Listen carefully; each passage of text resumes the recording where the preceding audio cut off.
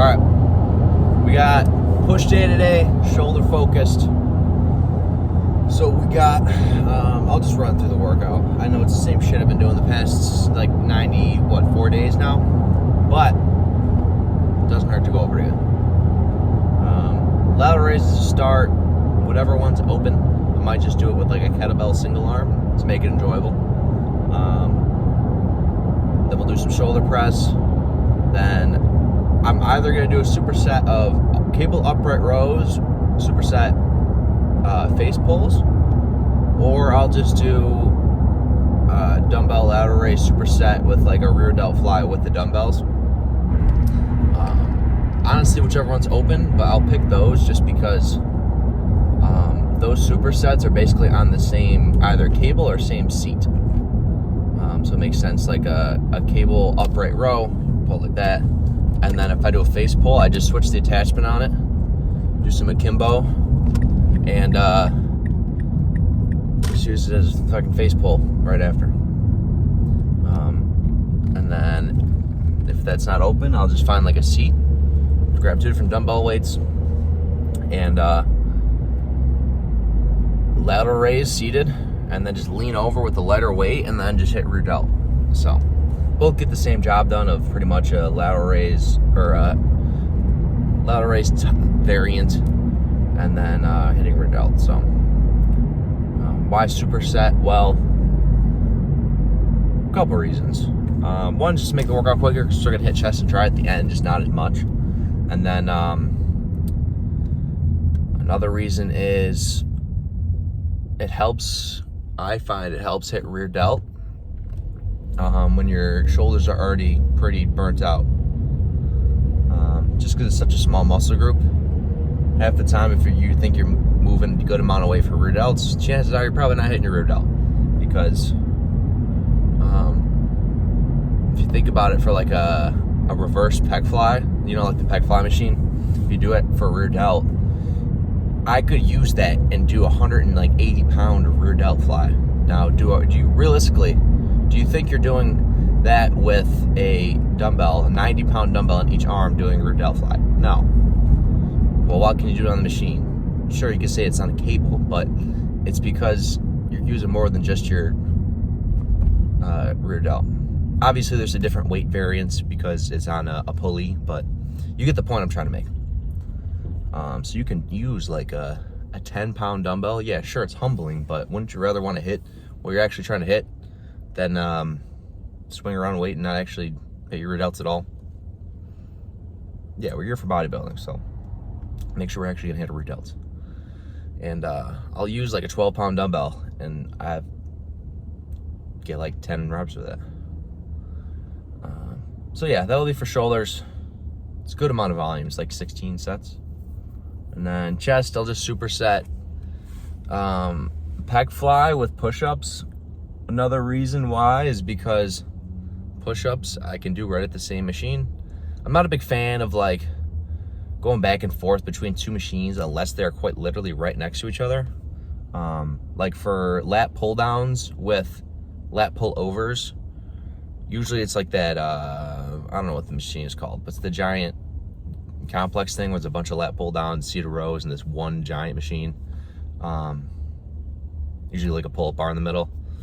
Yeah, those 2 cables are right next to each other, so I have no problem doing that, especially if it's not busy in the gym. But yeah, if I did a machine press with a pec fly, I'd be going across the gym 30 yards to just do a superset. It's kind of silly. Why? It's silly just because it's unnecessary. Get the same out of it pressing movement with the fly movement superset if I just do some push-ups. And you shouldn't be able to get that many push-ups if you're actually pushing your fly movement first. Why superset? Kind of just the same stuff I just said, except not just to target my chest more, but more of just keeping the workout quicker, to be honest. And it makes it more intense, all right? Let's not take that out of account. It makes it more intense actually hitting the muscle. Oh shit, forgot to turn it on. Makes it more intense in the muscle you're actually trying to hit. You can have more activation, Same stuff. Same reason maybe throwing a drop set or something, or a rest pause set. Superset is just another way to make it intense, right? And then triceps, I don't bother supersetting it. What are we gonna do? If machines are open that I want, we'll do skull crushers, easy curl bar skull crushers, and some type of single arm reverse push down. I just like throwing in different variants of triceps, which is something I definitely neglected the first 4 years-ish of training. Honestly, I didn't even hit arms that much the first 4 years. I used to count like my chest movements, like a bench press and like a shoulder press, towards like my tricep sets, which is silly. And I'll tell you why. Because if that's not the muscle actually going to failure, and sure, it may be like a secondary muscle, that's not going to count as anything that's really going to put on some growth, like really going to help that muscle group actually grow. So I would just don't ever try to consider that like it's going to be hitting tricep. Unless if you're quite literally doing a close grip, a bench press where it targets your triceps. Other than that, I wouldn't call it tricep movement. So I'll throw in my other push day. I just have different elbow paths for triceps. Today I'll have the push down, but my wrist placement is different, so it hits a different part of my tricep than if I did like flip my wrist. And then skull crushers, elbows like here. I do dips as well, elbows back here. What else do I do?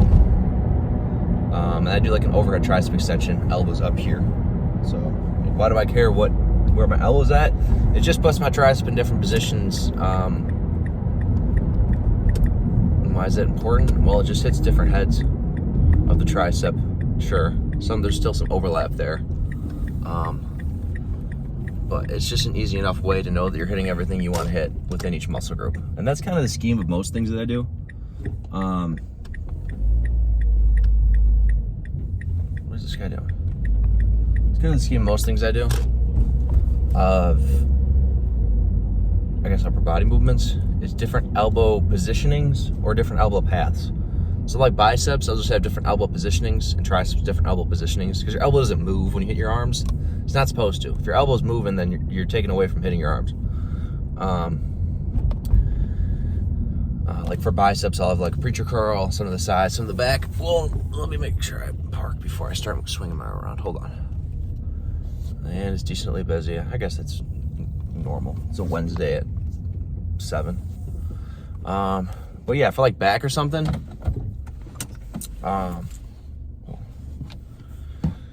you got like, I don't know, I do something wide like this, something close like this, something wide, pull down like this, something close, pull down like this, like all different elbow paths. So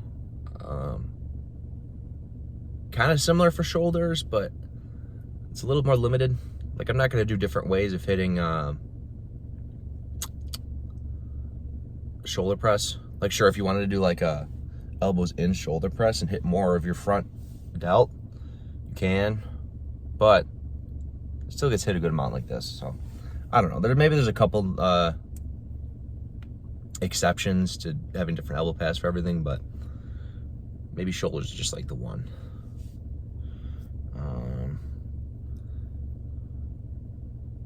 But I guess chest is different too. Like if you're doing incline, your elbows like usually in like this. I don't know. Shoulders and chest maybe. Yeah, everything I'm saying is falling apart. Whatever. I think that's it before we get in there. I couldn't think of anything else to talk about before we got in here. What was it, day 90, 94, 95? Fucking something like that. Day 100 almost.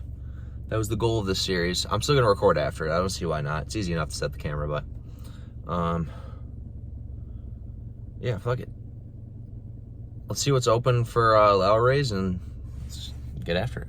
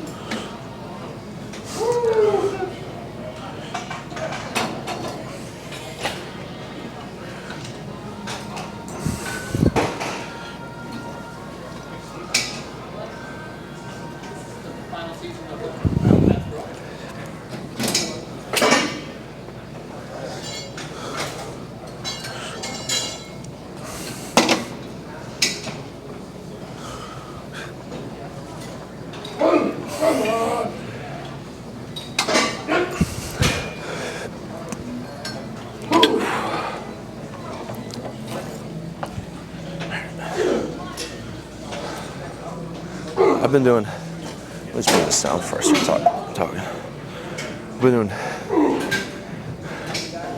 like a single arm kettlebell, a lot of raises to start. I don't know, half the times the machines are taken, half the time it's kind of just wanting to mix it up, but I don't know, that's the nice thing about not tracking exactly every single rep and weight I did from the last session.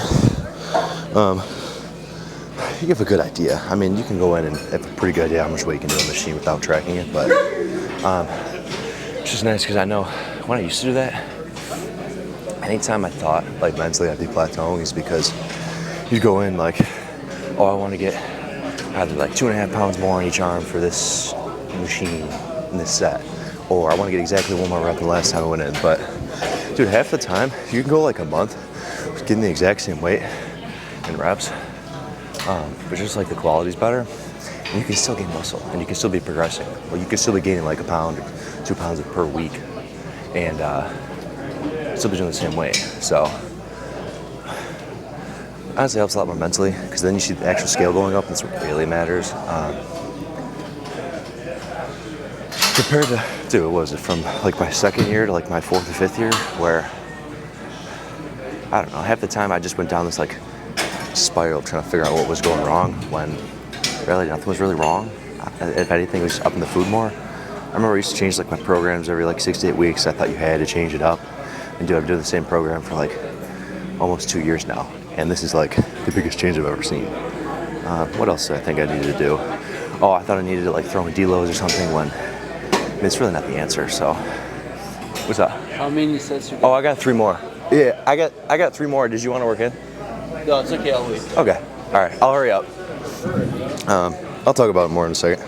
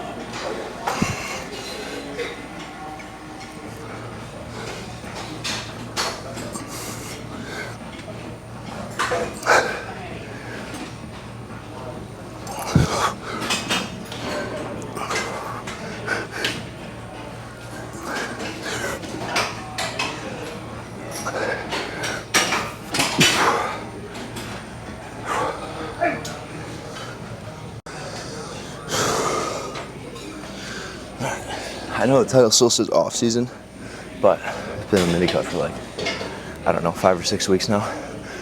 And I know, oh, you're good, man. No, it's all good, man.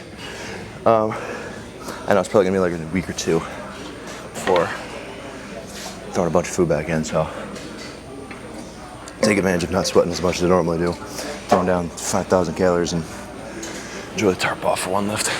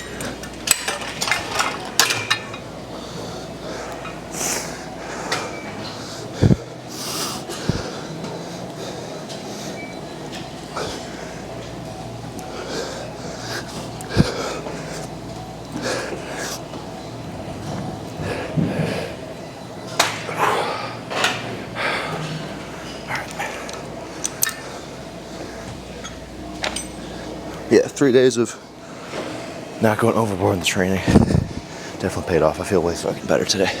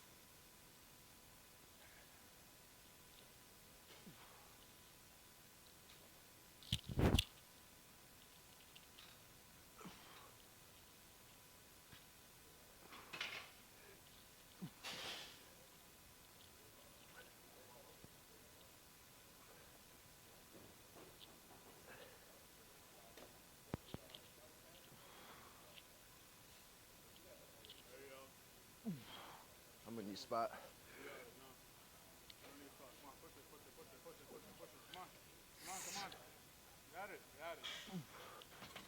Oh, far.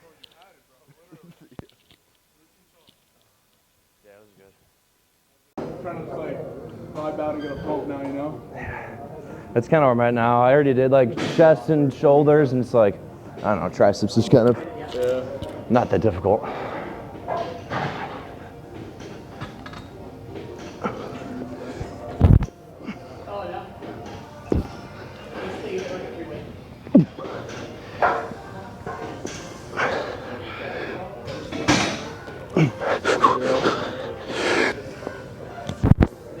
There you go. Damn. I got one more. That was good. Shit, bro. All right, I'm probably gonna get like 6. Yeah. Okay.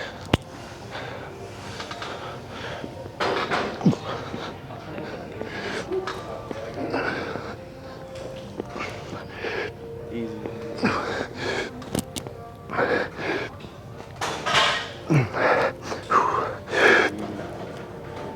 Yep.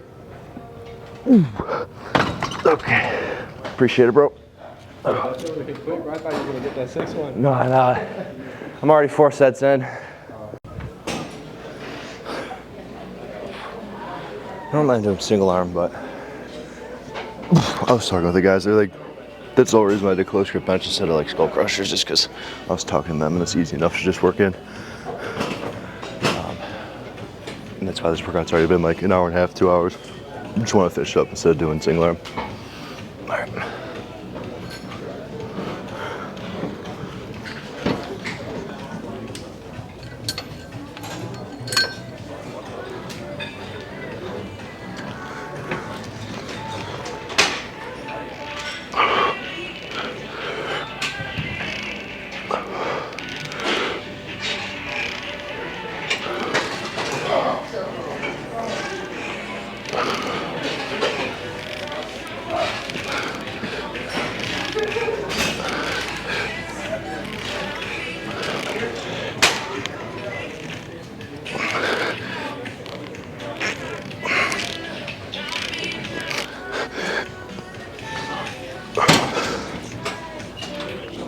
Were you on this? This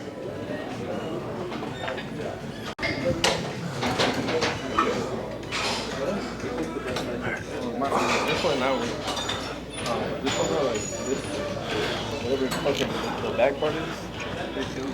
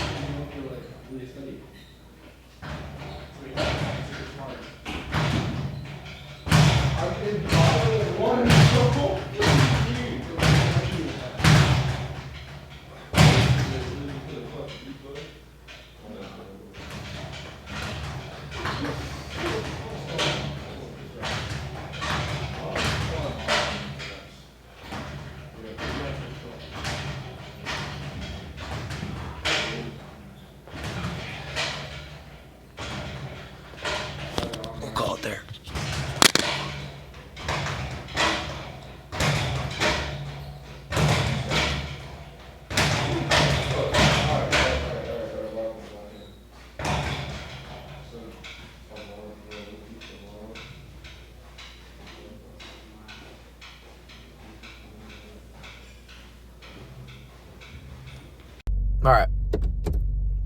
Ooh. Yeah, I don't want to say carried away, but for triceps, is this still on? Oh, we're good. One of my buddies, I was just talking in there with him, and he was doing bench. He was benching fucking 4 plates. So, I had to come spectate. And yeah, that's just why I did close grip bench, just because I was talking to him. Easy enough to do triceps next to him. And call it a day. Or do push downs and call it a day.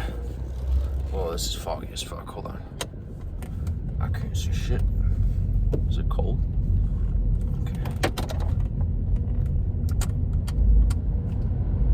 Alright, I gotta make sure I can see.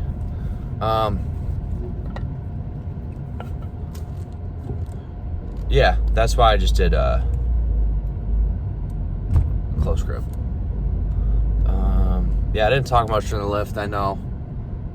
It's been the past like 3 or 4 weeks. Honestly, the past fucking month, I haven't talked much during the lift. I talked a little bit. Guy asked to take the machine because I was yapping too much. What was I talking about? I said I was going to talk about it later. I just decided I'd make the conversation now about it. Instead of trying to set the camera, or just trying to talk to the camera again at the gym. I forgot it's kind of a little busier in there. People want to use the same machine.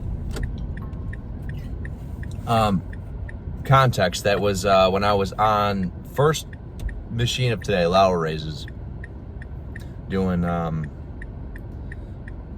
second set after my first, it's either after my first set or started my second set, some shit like that. So that part of the video, because I know this video is probably an hour long, just so you know what I'm talking about.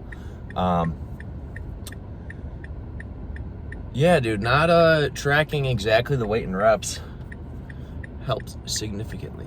Now, given the context that for bodybuilding, right?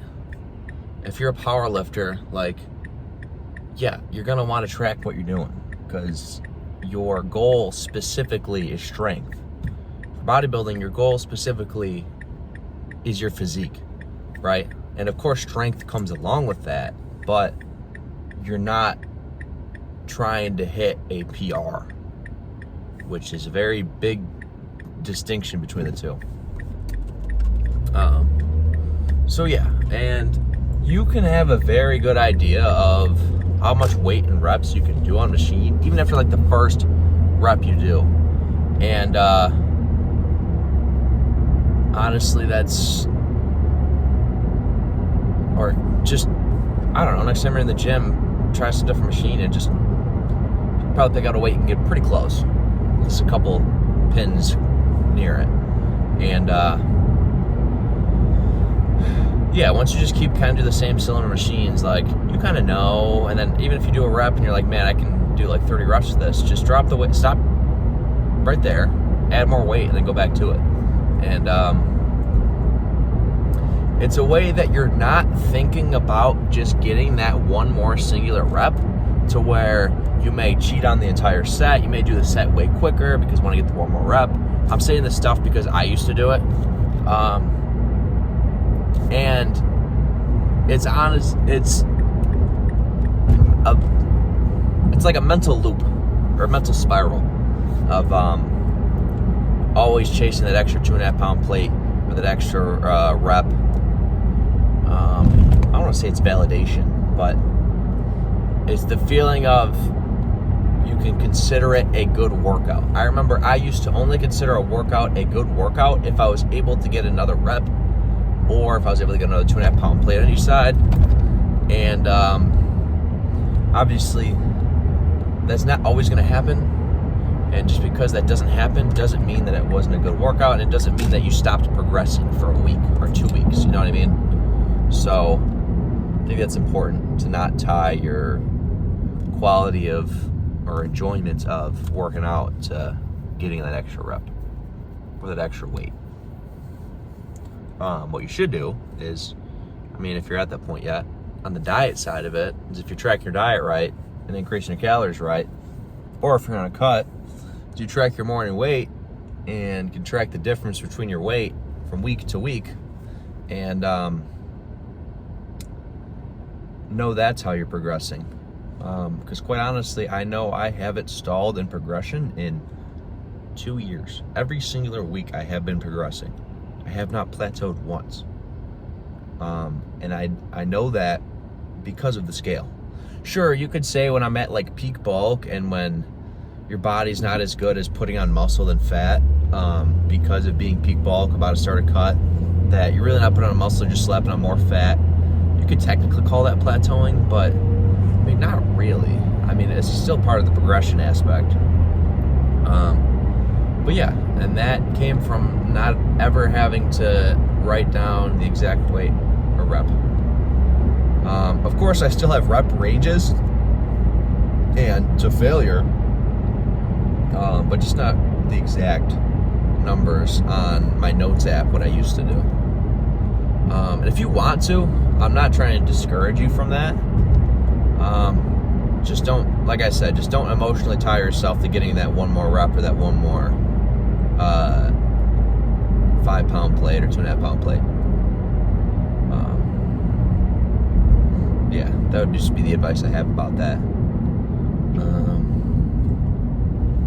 Yeah, what else?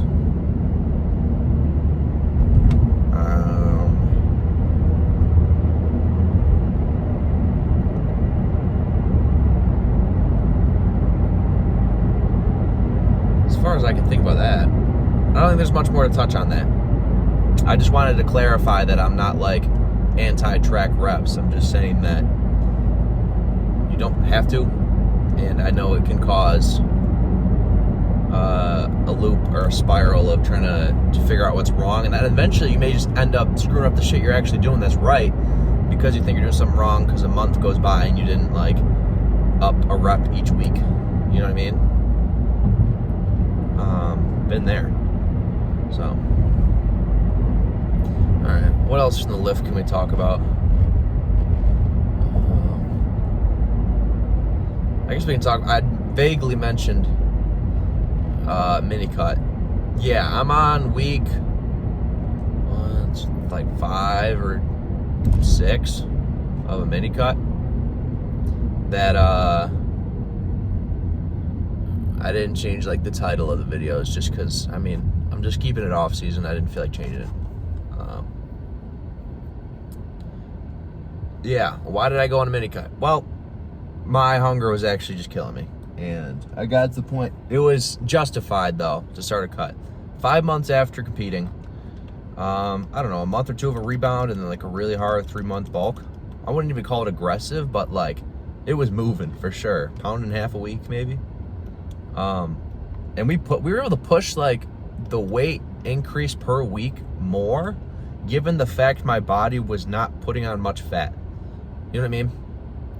So like the exact number of how much weight per week that you should put on can vary depending on person to person, and also dependent on what you're like delivering out of. You know what I mean?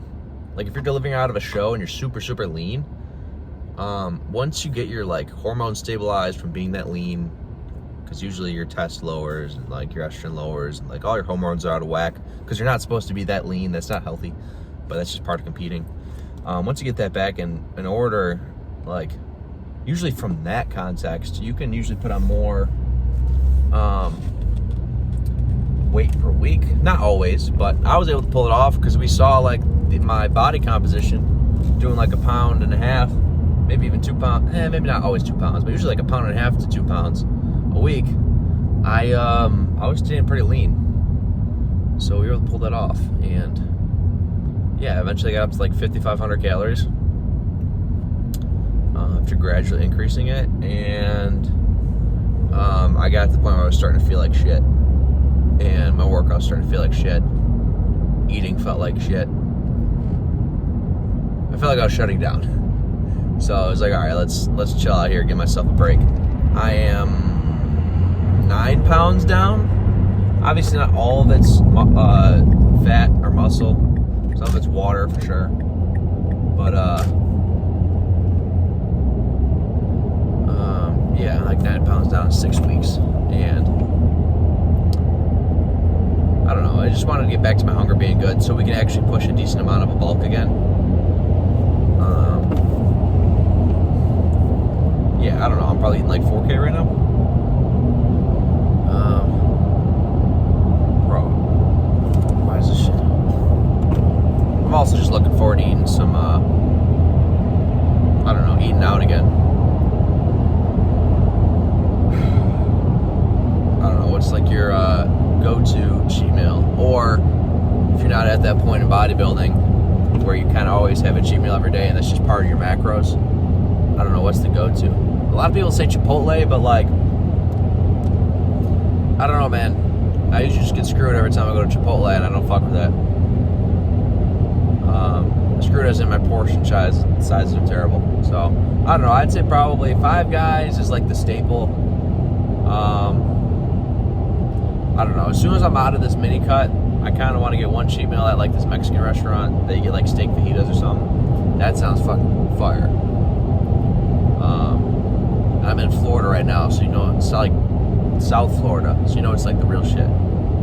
You know it's solid. So yeah, like they got the little kid at the front counter. You know it's gonna be legit. No, that's more Asian restaurants. Yeah, the kid doing math homework at the table. Yeah, whatever. We're getting off topic. I think that's everything I got for today. Yeah, tomorrow we got back. Quads after that. Yeah, I definitely trained hard today, no doubt. After the few days of kind of like letting up a little bit to let my body chill out after being pretty sick. So we're back to 100%. So appreciate y'all watching. I'll see y'all tomorrow. Peace.